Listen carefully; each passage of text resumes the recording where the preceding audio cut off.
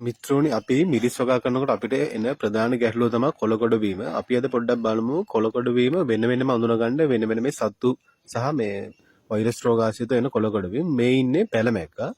එතකොට පැලමැක්කාගේ හානියට කොළ උඩට රැලි ගහලා රෝල් වෙනවා. රැලි ගහනවා මෙන්න මෙහෙම. දැන් මේක වෛරස් එකකටත් මෙහෙම කොළේ වෙනවා. හැබැයි මෙතෙන්දි මැද නාරයට උඩ නැමෙන්නේ නැහැ. බලන්න මේකේ කොළේ රැලි ගහනවා. ඊට පස්සේ දෙපැත්තෙන් කොළේ උඩට නැමිලා තියෙනවා. මෙන්න මේ වෙලාවට අපි කලබලයක් නැතුව වැඩි හොල්ලන්නේ කියන්නේ නැතුව ගහ හිමීට පරීක්ෂා කරන්න ඕන මේ කොළේ උඩ පැත්ත. පැලමැක්ක උඩ ඉඳලා තමයි ගොඩක් වෙලාවට ඉෂුව රබන් එක මේ කොළවල. එතකොට උඩ පැත්තේ ඉන්න පැලමැක්කා. එතකොට පැලමැක්කගේ හානියට ගෙඩි එහෙම සම්පූර්ණ කැත වෙනවා.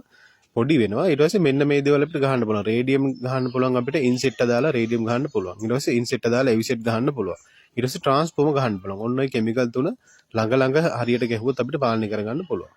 ඒතර මිත්‍රෝනි පැලමැක්ක පාලනය කරගත්තොත් එතනින් එහාට හැදෙන කොළ තමයි නිරෝගීමත්ව හැදෙන්නේ. ඒතර මේ ඉන්නේ මයිටාවා. ඒතර ඔයගොල්ලෝ දන්නා මිත්‍රෝනි මයිටාවාගේ හානියට කොළ යටට තමයි නැමෙන්නේ. කියන්නේ මයිටාවා කොළේ යටින් නම් තමයි ඉෂුරා බන්නේ. එතකොට කොළ යටට නැමෙනවා මැද නාරිටෙම නැමෙනවා කොළේ බට වගේ වෙනවා. ඒක හොඳට අඳුරගන්න මිත්‍රෝනි මෙන්න මෙහෙම වෙන්නේ. අනිත් එක තමයි මයිටාවා ආපුවම දලු චූටි වෙනවා. දලු හැදෙන්නේ නැහැ එතනින් එහාට. ගහ එහෙම්මම නැවතිලා තියෙනවා මේ නිකන් මෙන්න මේ වගේ මේ. දල්ල නිකන් මේ දැල්ලක් ආයේ එන්නේ නැහැ අලුතෙන් ඇත්තට. ඒතර මයිටාවගේ හානියටත් ගෙඩි බෝල ගෙඩි වගේ චූටි වෙනවා. මයිටාවගේ හානියට ගෙඩි මේ ගොඩක් නිකන් රස්සන් නැත්තනෝ කැත වෙනවා. කිසිම අය ක්වොලිටි එකක් නැහැ ඒ අස්සන්නේ. ගෙඩි බර නැහැ ගෙඩි චූටි වෙනවා. ඉතින් මයිටාවගේ හානිය ඔන්න ඔහොම තමයි දලු චූටි වෙනවා. පල්ලෙහාට තමයි නැවෙන්නේ. ඒතර මයිටාව පාලනය කරගන්න අපිට පුළුවන් ඇබමැක්ටින්, සන්මයිට්, මයිටිග්‍රේට් වගේ කෘමිනාශක පාවිච්චි කරන්න. ඒතර මේ ඉන්නේ කෝඩිත්තා. කෝඩිත්තගේ හානියට කොළ යටට ඇකිලෙන එක තමයි වෙන්නේ. මෙන්න මෙහෙම. කෝඩිත්තගේ හානිය ආවම කොළේ පල්ලෙහාට ඇකිලෙනවා. ඒතර ලොකු කොළේ හැමම අර කොළ බට වගේ වෙන්නේ කොළේ පිටින්ම තමයි ඇකිලෙන්නේ කෝඩිත්තගේ හානියට. කෝඩිත්තර අපිට ගහන්න පුළුවන් ඉමිඩක්ලොපික් කියන කෘමිනාශකය. ඉමිඩක්ලොපික්.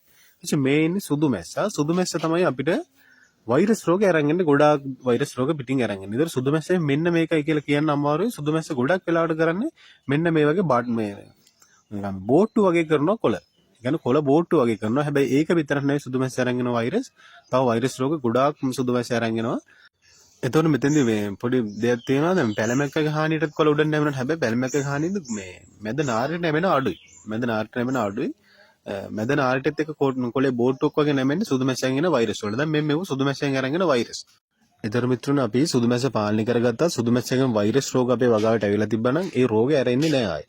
මේ රෝග යම් දුරකට ඇරෙනවා මිත්‍රෝනි. ඔබ සේවන තිබ්බොත් ඒ කියන්නේ ආරක්ෂිත ගෘහ තුල එහෙම නැත්නම් සේවන දැල් වගේ ගහ තිබ්බොත් යම් දුරකට මේකට ඔරොත්තු දෙන ගතියක් ගස්වල තියෙනවා.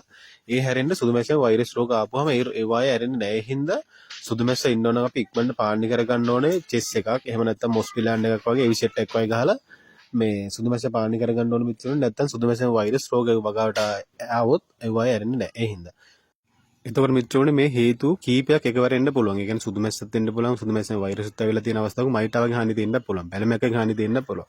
අන්න ඒ වගේ වෙලාවට මිත්‍රෝනි අපි මේ වගාව හිමීට පරීක්ෂා කරලා හොඳට මේ හේතු වෙන වෙනම අඳුරගෙන අපි මෙවට බෙහෙත් කරන්න ඕනේ. එතකොට තමයි අපිට වගාව බේර ගන්න පුළුවන්. නැත්නම් මිත්‍රෝනි අපි වගාව කොළකඩ වීමෙන් හින්දාම අපිට අතාරින්න වෙනවා. ඉතින් මිත්‍රෝනි කෘමිනාශක මොනවා හරි භාවිතා කරවුවොත් අපි අනිවාර්යෙන් පෙරාසුණු කාලය කියන එක බලලාම අස්වැන්න නෙලන්න ඕන. ඒක වැදගත්ම කාරණයක්. ඉතින් බොහොම ස්තුතියි මිත්‍රෝනි වීඩියෝ එක ෂෙයා පාරක් දාන්න යන්න.